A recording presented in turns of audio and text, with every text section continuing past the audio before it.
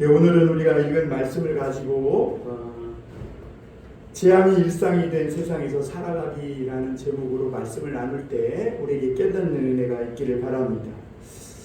며칠 전에 우리나라는 6.25 전쟁 기념일이었습니다.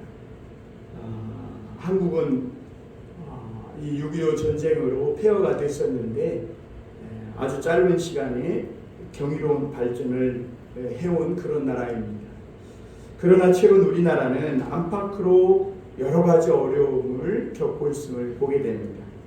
특히 세계 정세 속에서 전쟁의 먹구름이 세계를 더 뒤덮어가는 그런 위기 앞에 우리나라는 트라우마를 가지고 또 서 있는 것을 보게 됩니다. 절망적인 그런 상황 속에서 그럼 우리나라에게 희망이 있을까? 그런데 많은 목사님들이 우리나라에 희망이 있다고 말합니다. 왜냐하면 우리나라 안에는 어렸을 때 교회를 다니면서 성경 말씀을 알고 그 성경 말씀을 사랑하는 사람들이 많이 있고, 그리고 하나님을 경외하며 섬기고 있는 사람들이 많다는 데 희망이 있습니다. 인간에게 희망은 하나님만이 힘이고 희망이라는 것을 우리가 알 수 있습니다. 먼저로 오늘 우리가 이 말씀을 통해 생각해 볼 것은 애굽 땅에 임한 가축에 대한 재앙입니다. 애굽은 바로의 왕인데 여호와 하나님과 아주 고집스럽게 싸우고 있습니다. 하나님은 이 히브리인들은 내 백성이니까 보내라. 그런데 바로는 내가 이 사람들을 노예로 붙잡고 있으니 보내지 않겠다. 여호와 하나님이 눈에 보이지도 않고 손에 잡히지도 않는데 그런 신이 어디냐? 나는 그런 신을 들어본 적도 없고 믿지도 않겠다. 그러면서 모세와 아론이 내 백성을 보내라고 전하라는 하나님의 그 음성을 전했는데 그것을 거절하고 하나님의 말씀을 이 단칼에 잘라버렸던 것을 우리가 볼 수 있습니다. 그래서 이 바로는 그 당시 약한 족속이었던 히브리인들을 노예로 잡고, 당시는 노예가 큰 재산이거든요. 그러니까 그 바로가 왕으로 있는 애굽이 엄청난 호황을 누리고 있었음을 볼 수가 있습니다. 본래 히브리인들은 애굽의 노예가 아니에요. 원래 애굽을 기근에서 건지고 애굽인들을 그 죽을 수밖에 없는 기근에서 살도록 만든 그 총리 요셉, 그 요셉의 그 가족들이 바로 오늘 그 히브리인들인 것이죠. 그런데 요셉을 알지 못하는 왕이 집권을 하면서 번성하는 히브리인들을 노예로 삼았고, 그리고 남자아이를 나일강에 던져서 인구 조절을 하는 것을 볼 수가 있습니다. 왜냐하면 히브리인들이 너무 많아지면 전쟁이 일어났을 때 내란을 일으키고 또 히브리인들이 적들을 도와 애굽을 칠 수 있다. 그런 위협감을 느끼고 히브리인들이 애굽인보다 건강해서 자녀를 잘 낳고 번성하니까 남자아이를 낳으면 무조건 나일강에 악어밥으로 던져서 죽게 하라는 그런 명령을 내리면서 인구 조절을 해나갔던 것이죠. 그런데 어느 날 하나님은 모세를 보내서 야, 이 히브리인들은 네 백성이 아니라 하나님 내 백성이라고 하시면서 이 히브리인들을 놔줘라. 그리고 이들이 광야로 가서 나를 섬기도록 해라. 이렇게 말씀을 전하라고 하셨습니다. 그러나 앞서 말씀드린 대로 이 바로는 하나님이라는 분을 들어본 적도 없거든요. 그러니까 히브리인들을 오히려 더 억압하고 그 노동의 강도를 높게 하는 것을 볼 수 있습니다. 그러자 여호와 하나님께서 움직이기 시작합니다. 하나님은 먼저 10가지 재앙을 내렸는데 제일 먼저 나일강의 물들이 피로 변하게 하신 것을 볼 수가 있습니다. 그러니까 이 나일강은 애굽의 모든 것을 살리는 풍성한 강인데 그 나일강이 피로 변하게 하신 겁니다. 피가 흐르는 죽은 나라가 되어버린 것이죠, 애굽은. 그래도 이 바로는 고집스럽게 하나님의 말씀을 믿지 않아요. 그러니까 하나님은 또 두 번째 재앙을 보냅니다.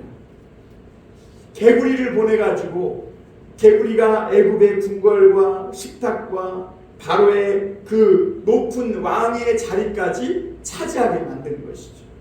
정복당하게 만드는 겁니다. 그 나중에 바로는 이 개구리들을 견디다 못해가지고 떠나게 해달라고 기도를 부탁합니다. 그래서 모세가 하나님 앞에 기도하자 개구리는 자리를 비우고 깨끗하게 떠나갔던 걸 볼 수가 있습니다. 그러나 바로는 개구리가 떠나가고 조금 숨통이 트이고 살만하니까 또다시 하나님의 말씀을 어기고 이 하나님의 말씀을 불순종하는 걸 볼 수가 있습니다. 이런 걸 보면 개구리가 바로보다 훨씬 더 젠틀하다는 것을 알 수가 있어요. 그리고 세 번째, 네 번째 재앙은 땅의 티끌을 통해서 이와 파리의 재앙을 하나님이 보내신 겁니다. 이와 파리 같은 것은 아주 더럽고 쓰레기가 잔뜩 쌓인 곳에서 생기는 것이죠. 다시 말하면 이 애굽 땅이 얼마나 썩었는지 이와 파리 때가 창궐한 이런 썩은 나라가 되었음을 가르쳐주고 있는 것이죠. 바로는 또 견디다 못해서 애굽에서 제사를 드리는 걸 허락할 테니까 이 파리와 이 좀 없애달라고 이렇게 모세에게 부탁을 하는 것을 볼 수 있습니다. 그러자 모세는 애굽 사람들은 우리가 하나님께 예배 드리는 걸 싫어하니까 애굽 땅에서 예배할 수 없다. 우리를 보내서 광야에 나가서 하나님을 예배할 수 있게 해달라. 이렇게 이야기하니까 바로는 그렇게 하겠다 그러고, 그래서 이 파리와 이가 다 물러가게 하니까 또 바로는 마음을 완악하게 먹고 바꾸지 않고 또다시 그 히브리인들을 보내주지 않는 것을 볼 수가 있습니다. 그러니까 이 바로는 하나님의 말씀을 너무 가볍게 여기고 약속을 지키지 않는 것이죠. 그러자 하나님은 다섯 번째 재앙을 보내는데 이 다섯 번째 재앙부터는 정말 무시무시한 재앙을 보내는 것을 볼 수가 있습니다. 애굽의 가축들이 돌림병으로 다 죽어나갈 것이라고요. 돌림병. 애굽의 가축들이 돌림병으로 죽어나가는 이 다섯 번째 아주 무서운 재앙을 보낼 것이라고 하셨는데, 왜 이 재앙이 애굽인들에게는 큰 타격이냐면 그 당시 가축은 사람들이 가장 중요하게 여기는 재산 목록이었어요. 이 가축은 사람에게 고기를 제공하고 음식이 되기도 하고 농사에 또는 일하는 데에 이 아주 큰 역할을 감당했고, 그래서 집안에 가축이 몇 마리 있느냐는 그 사람의 사유재산이 얼마나 되느냐, 부의 상징이었다는 것을 우리가 알 수가 있습니다. 그런데 하나님께서는 뭐라고 말씀하세요? 돌림병을 보내가지고 바로 네가 하나님의 말씀을 듣지 않으니까 돌림병을 보내서 너가 우상시 여기고 중요하게 생각하는 그 재산 목록 1호인 그 가축들을 다 쳐서 죽어나가게 하겠다, 이렇게 말씀합니다. 그게 오늘 1절 말씀입니다. 1절 2절입니다. 같이 다시 한번 읽어보겠습니다. 여호와께서 모세에게 이르시되 바로에게 들어가서 그에게 이르라. 히브리 사람의 하나님 여호와께서 말씀하시기를 내 백성을 보내라. 그들이 나를 섬길 것이니라. 내가 만일 보내기를 거절하고 억지로 잡아두면 여호와의 손이 들에 있는 내 가축 곧 말과 나귀와 낙타와 소와 양에게 더하리니 심한 돌림병이 있을 것이며, 이렇게 말씀합니다. 여기서 우리가 주목해 볼 말씀은 하나님은 자신을 히브리 사람의 하나님이라고 소개하고 있다는 거예요. 히브리 사람의 하나님. 히브리라는 말은요, 하피루라는 사람 뜻인데 그게 무슨 말이냐면 강 건너온 거짓대, 이런 뜻이에요. 그러니까 히브리라고 부른다는 것은 그 사람이 얼마나 더럽고 수준 낮고 그리고 그 사람이 얼마나 신분이 낮은 노예와 같은 사람인지를 일컫는 아주 비하하는 말이라는 것을 우리가 알 수 있습니다.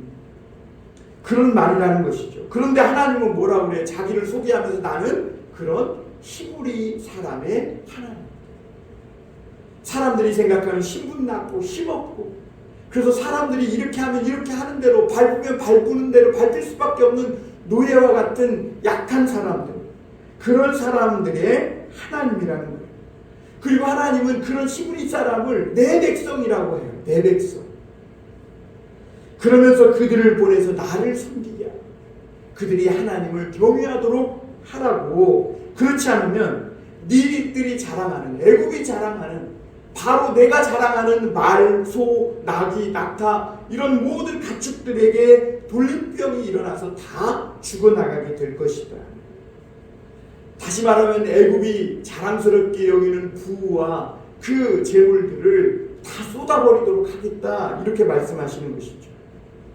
여러분, 우리나라도 잘 먹고 잘 살게 된 건 감사한 일인데 언제부턴가 가축 돌림병이 굉장히 심각해지기 시작했습니다. 광우병과 구제역과 조류독감, 돼지열병, 우리가 아는 것만 해도 정말 그 여러 가지 때문에 조류독감이 걸리면 새와 오리, 닭 이런 것들이 수천만 마리씩 죽어나가고 농민들은 그로 인해서 수많은 재산들을 한꺼번에 잃어버리는 것을 볼 수가 있습니다. 두 번째로 우리가 생각해 볼 말씀은, 오늘 하나님은 모세를 통해서 이런 재앙이 내릴 때 히브리인과 애굽 사람들을 구별하시겠다, 이렇게 말씀합니다. 여러분, 옛날에도 전염병은 있었어요. 그런데 옛날 전염병은 그냥 손에 꼽을 정도로 몇 마리 죽어나간다, 이렇게 생각했지, 오늘날처럼 한 번 전염병이 걸리면 수천만 마리씩 죽어가지고 땅에 살처분하고 그 주변 반경에 있는 수많은 그 병에 걸리지 않은 가축까지 살처분하고 이런 정도로 생각한 것은 상상도 못했던 일, 이런 정도일 줄은 상상도 못했던 일이에요. 오늘날은 수의학과 백신이 옛날보다 훨씬 발전했어요.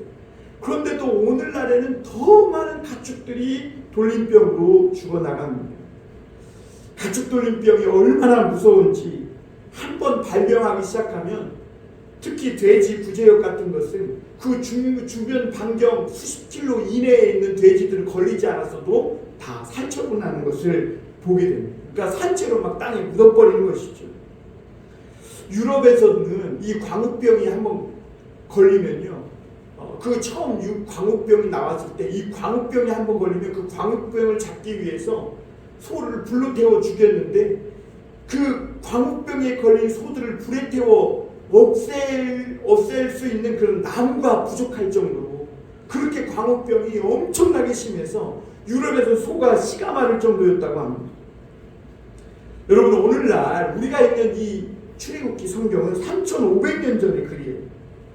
그런데 오늘 우리가 살고 있는 시대가 그 3,500년 전 출애굽기 시대와 다를 바가 없는 거예요. 그러니까 오늘날 우리는 출애굽기 시대를 살아가고 있는 거예요. 얼마 전에는 이런 가축 돌림병뿐만이 아니라 인간에게 아주 치명적이었던 코로나 바이러스가 온 세계를 덮어서 공포로 몰아갔던 걸 볼 수가 있습니다. 그래서 이 코로나로 죽은 사람이 세계 전쟁이 터졌을 때 죽은 사람과 거의 비슷할 정도로 그렇게 많은 사람들이 죽었다고 합니다. 오늘날 전 세계는 전염병과 전쟁을 벌이고 있습니다. 앞으로 어떤 돌림병이 세계를 휩쓸지 사람들은 불안해하며 두려움에 잠겨있음을 보게 됩니다. 그런데 성도들은 이런 재앙에도 불구하고 두려워할 필요가 없다는 것입니다.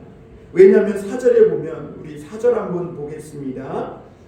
여호와가 이스라엘의 가축과 애굽의 가축을 구별하니 이스라엘 자손에게 속한 것은 하나도 죽지 아니하리라 하셨다라 하시고, 하나님은 파리 재앙부터 하나님을 믿는 자녀들과 하나님을 믿지 않는 애굽인 사이를 구별하기 시작하셨습니다. 하나님은 왜 하나님의 백성과 하나님을 믿지 않는 애굽 사람들을 구별하실까? 그것은 하나님은 히브리 사람의 하나님이시기 때문에, 하나님은 그래서 자기를 히브리 사람의 하나님입니다. 약하고 힘없고 그러나 하나님을 경외하는 그런 사람들의 하나님이시기 때문에 하나님을 경외하는 사람들의 이 삶을 지키고 보호하시는 것을 볼 수가 있습니다. 여러분, 그럼에도 불구하고 우리가 살아가는 세상은 여전히 재앙이 일어납니다. 세상의 재앙들은 사실 하나님을 믿지 않는 애굽에게는 어떻게 보면 심판의 현장이에요. 이 재앙. 그러나 여러분, 성도들은 그럼 이 재앙을 피해가느냐? 그렇지 않아요. 성도에게도 이 재앙이 와요. 그러나 성도들에게는 그런 똑같은 재앙의 현장이지만 그것이 심판의 현장이 아니라 오히려 그 재앙이 은혜의 현장이 된다는 것이죠. 여러분, 2004년도에 인도네시아에 쓰나미가 왔는데 그 쓰나미로 20만 명이 죽었다고 합니다. 2008년도에는 중국 스촨성에 대지진이 일어났는데 그 대지진으로 7만 명이 죽었다고 합니다. 그리고 2011년도에는 일본에 9.0 강진이 일어나서 수많은 사람이 죽고 무엇보다 후쿠시마 원전이 폭발해가지고 그 영향이 오늘날까지 지속되고 있음을 보게 됩니다. 그래서 9.0 강진이 일어나고 후쿠시마 원전이 폭발할 때 그 뉴스 앵커가 뭐라고 그랬냐면 지금 인간이 할 수 있는 것은 아무것도 없다. 이렇게 얘기했어요. 지금 인간이 할 수 있는 것은 아무것도 없다. 순식간에 들이닥친 재앙 앞에서 일본의 그 화려했던 문명과 정말 그것을 우상화하고 맹신하던 그런 사람들, 그 모든 것들이 다 속수무책이었어요. 그 재앙 앞에서. 그러니까 앵커 말대로 인간이 그 재앙 앞에 할 수 있는 것은 아무것도 없었음을 볼 수 있습니다. 사람들은 기술 문명을 하나님보다 위에 놓고 맹신하는 인류에게 이 재앙의 급습은 어쩌면 하나님이 보시기에는 당연한 것이라고 하실 수밖에 없을 것 같아요. 그러니까 하나님보다 인간의 그 어떤 것을 더 높이 두고 맹신하는 것. 그때 오는 재앙의 급습은 심판의 현장일 뿐입니다. 재앙을 통해 사람들은 그동안 믿어왔던 것들이 얼마나 무능력한 것인지, 그리고 하나님이 아니라 그런 것을 믿고 살았던 자기네들이 얼마나 어리석었던지를 깨달았을 거예요.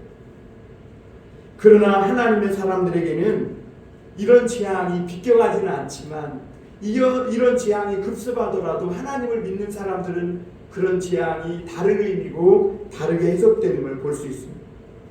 물론 우리 믿지 않는 사람들도 재앙을 겪지 않으면 좋겠지만, 그러나 믿는 자들은요, 설령 죽음의 재앙이 찾아온다고 해도 성도는 그 죽음이 죽음으로 끝나는 게 아니라 영원한 생명으로 이어지는 하나의 길이라고 믿고 있습니다. 그래서 성도는 그 죽음조차도 재앙이 아니라 영원한 하나님 나라로 이어지는 길이라는 것이죠. 성도에게는 재앙이 뭐냐? 하나님을 잃어버리는 것, 부활하신 예수 그리스도에 대한 믿음과 구원을 잃어버리는 것, 하나님의 사랑에서 끊어진 것 외에 그 어떤 것도 재앙이 될 수 없는 것이죠. 심지어는 그것이 십자가의 죽음일지라도 인간에게는, 사람에게는 재앙이 아니라는 겁니다. 그래서 사도 바울은 로마서 8장 36절부터 39절에 이렇게 말하고 있어요. 우리가 종일 주를 위하여 죽임을 당하게 되면 도살당할 양같이 여김을 받았나이다 함과 같으니라. 그러나 이 모든 일에 우리를 사랑하시는 이로 말미암아 우리가 넉넉히 이기느니라. 내가 확신하노니 사망이나 생명이나 천사들이나 권세자들이나 현재일이나 장래일이나 능력이나 높음이나 깊음이나 다른 어떤 피조물이라도 우리를 우리 주 그리스도 예수 안에 있는 하나님의 사랑에서 끊을 수 없으리라. 여러분, 우리 인생에도 이 불친절하게 찾아오는 재앙들이 있어요. 그러나 성도에게 들이닥친 이 재앙은 다른 의미로 구별됩니다. 오히려 이 재앙이 은혜의 현장이 되어서 믿는 자들에게는 오히려 이 재앙 때문에 더 하나님에게 자신을 밀착시키게 되고, 인간의 힘으로는 아무것도 할 수 없는 그 상황 속에서 오직 하나님만 의지하게 되는 영적 디딤돌의 역할이 디딤돌이 될 뿐이라는 것이죠. 세상에서 하나님만이 유일한 피난처요 방패요 구원자의 심을 피부로 느끼는 은혜의 현장이 될 뿐이라는 것이죠. 그래서 세상의 재앙이 아무리 많아져도 오직 하나님 안에서만 쉼과 평안을 누릴 수 있다는 그런 은혜의 방편이 성도들에게는 되는 것입니다. 그러므로 성도에게 하나님은 그 무엇과도 누구와도 바꿀 수 없는 내 생애의 전부요, 최고의 복이요, 자랑입니다. 그 어떤 재앙에도 하나님만이 우리의 방패시오, 우리의 은혜시오, 우리의 모든 것 되심을 오히려 체험하는 그런 은혜의 현장이 되게 하시는 것이죠. 마지막으로 우리가 생각해 볼 것은 그럼 우리 인류에게 희망이 있느냐 하는 것이죠. 우리나라는 120년 전에 서양 선교사님들이 들어오셔서 이 땅에 복음을 전해 주셨고, 그리고 많은 사람들이 복음을 받아들였고, 이 하나님의 복음이 우리나라 전체에 급속도로 퍼져서 수많은 교회들이 생겨났고 큰 부흥을 이뤘음을 볼 수가 있습니다. 그래서 우리나라 사람들은 지금 웬만한 사람들은 옛날에 어렸을 때 가난했던 시절 교회를 다 갔어요. 그리고 거기서 하나님의 말씀을 들었고 성경 말씀을 알고 있습니다. 그런데 놀라운 것은 재앙이 일상이던 오늘날과 같은 이 세상 속에서 그때 들었던 그 하나님의 말씀, 그것이 우리에게 가장 큰 희망이고 큰 빛이라는 것을 알 수 있습니다. 돌림병이 세계를 휩쓸고 있지만 하나님의 말씀과 은혜 역시, 그 은혜의 복음 역시 우리 바다를 덮음과 같이 내 자신을 덮고 있고 우리 가정을 덮고 있고 믿는 자들의 모든 삶을 덮고 있다는 사실입니다. 하나님은 신명기 28장에서 분명히 약속하셨어요. 너희가 하나님의 말씀을 순종하여 살면 애굽에 내렸던 돌림병 하나도 내리지 않을 것이다. 그러나 너희가 하나님의 말씀을 듣지 않고 살아가면 애굽에 내린 이 질병과 칼과 전쟁과 기근이 너희가 어디를 가든지 너희 뒤를 따르게 될 것이다. 이렇게 말씀했어요. 제가 이 부분만 읽어드릴게요. 신명기 28장 58절에서 61절인데 제가 이 부분만 읽어드리고 정리하고 마치겠습니다. 28장 58절부터 61절입니다. 제가 읽어드릴게요. 구약성경 307쪽입니다. 내가 만일 이 책에 기록한 이 율법의 모든 말씀을 지켜 행하지 아니하고 내 하나님 여호와라 하는 영화롭고 두려운 이름을 경외하지 아니하면 여호와께서 내 재앙과 내 자손의 재앙을 극렬하게 하시리니 그 재앙이 크고 오래고 그 질병이 중하고 오래일 것이라. 여호와께서 내가 두려워하던 애굽의 모든 질병을 내게로 가져다가 내 몸에 들러붙게 하실 것입니다. 또 이 율법책에 기록하지 아니한 모든 질병과 모든 재앙을 내가 멸망하기까지 여호와께서 내게 내리실 것이니 너희가 하늘의 별같이 많을지라도 내 하나님 여호와의 말씀을 청종하지 아니함으로 남는 자가 얼마 되지 못할 것이라. 그러나 하나님이 신명기 28장에 보면 이런 하나님의 말씀을 불순종하는 자들을 향한 어떤 재앙의 말씀도 기록해 있지만 축복의 말씀도 전반부에 기록되어 있는 걸 볼 수 있습니다. 우리가 이 부분도 제가 읽어드리겠습니다. 신명기 28장 1절부터인데요. 우리가 하나님의 말씀을 듣지 않으면 하늘이 노수로 변하고 그런다지만 우리가 하나님을 두려워하고 경외하고 살면 28장 1절에 보면 내가 내 하나님 여호와의 말씀을 삼가 듣고 내가 오늘 내게 명령하는 그의 모든 명령을 지켜 행하면 내 하나님 여호와께서 너를 세계 모든 민족 위에 뛰어나게 하실 것이라. 내가 내 하나님 여호와의 말씀을 청종하면 이 모든 복이 내게 임하여 내게 이르리니 성읍에서도 복을 받고 들에서도 복을 받을 것이며 내 몸의 자녀와 내 토지의 소산과 내 짐승의 새끼와 소와 양의 새끼가 복을 받을 것이며 그리고 6절에 보면 내가 들어와도 복을 받고 나가도 복을 받을 것이니라. 이렇게 말씀하고 있어요. 오늘 다시 출애굽기 9장으로 돌아와서 7절에 보면 이렇게 말씀하고 있습니다. 바로가 사람을 보내어 본즉 이스라엘의 가축은 하나도 죽지 아니하였더라. 그러나 바로의 마음이 완강하여 백성을 보내지 아니하니라. 바로는 모세의 말을 듣고 의심했어요. 과연 애굽의 가축들만 죽고 이스라엘의 가축은 안 죽을까? 그래서 사람을 보내봤더니 정말 이스라엘 가축들은 들판에서 풀을 뜯고 있고 살고 있어요. 그러나 애굽의 가축들은 다 죽어나가는 것을 볼 수가 있어요. 그런데도 불구하고 애굽은 이 바로는 마음이 완강해가지고 바뀌질 않아요. 여러분, 인간에게 가장 큰 재앙은 뭐냐면 마음이 딱딱해져서 하나님의 말씀을 듣지 않고 인간이 교만하여서 마치 인간 자신이 최고인 것 같은 마음으로 살아가는 것이 인간에게는 가장 큰 재앙. 그게 쓰나미보다, 어떤 돌림병보다, 어떤 질병과 기근과 전쟁보다도 더 큰 재앙이라는 것을 알아야 돼요. 왜냐하면 사실 이 돌림병이나 전쟁이나 이런 모든 재앙들은 인간의 교만하고 완강한 고집스러운 그런 회개치 않는 마음 때문에 오는 것이기 때문입니다. 우리가 살아가는 세계는 눈에 보이지 않는 세계가 있어요. 그 세계가 애굽에도 있고 오늘날 우리가 살아가는 이 세계 안에도 있어요. 우리는 살아가는 현실에 보이는 현상들을 보면서 한번 깨달아야 됩니다. 야, 우리가 21세기 출애굽기 시대에 살고 있구나. 우리는 애굽에서 살고 있고 우리는 오늘날 21세기 애굽에서 여전히 살아가고 있는 사람들입니다. 그래서 남의 것을 빼앗고 사기치고 거짓말하고 다른 사람을 노예처럼 여기는 그런 애굽이 바로 이 세상인 것이죠. 믿는 사람들은 빨리 보이지 않는 이 하나님의 세계로 돌아와서 하나님을 경외하며 살아야 돼요. 말씀의 세계, 기도의 세계, 은혜의 세계로 돌아와야 합니다. 돈을 사랑하지 말고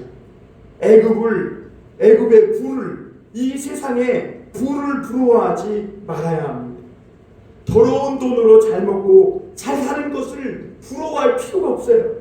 왜냐하면 때가 되면 하나님께서 그 사람들이 누리던 그런 재물, 권세 싹 다 걷어가신다는 거예요.